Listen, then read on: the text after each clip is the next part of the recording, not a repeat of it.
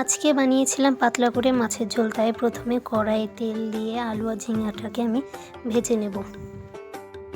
ভাজার সময় দিয়ে দেব হলুদ আর নুন।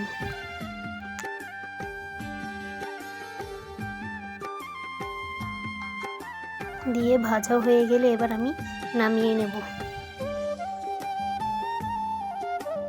নামিয়ে নেওয়ার পর সেই কড়াইয়ে আরেকটু তেল দিয়ে আমি দিয়ে দেব জিরে ফোড়ন আর জিরে বাটা, লঙ্কা বাটা আর হলুদ দিয়ে আমি মশলাটাকে ভেজে নেব।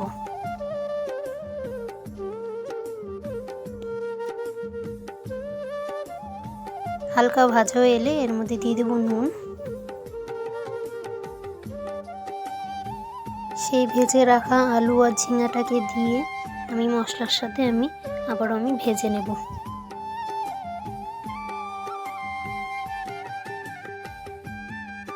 ভাজা হয়ে এলে এর মধ্যে আমি অল্প জল দিয়ে এটাকে কষিয়ে নেব।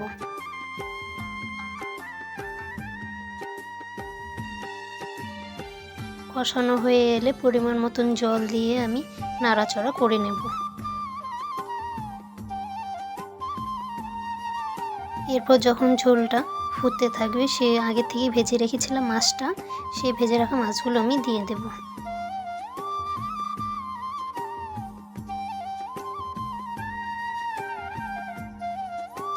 মাছটা দিয়ে আমি হালকা করে আবারও নাড়াচাড়া করে নেব।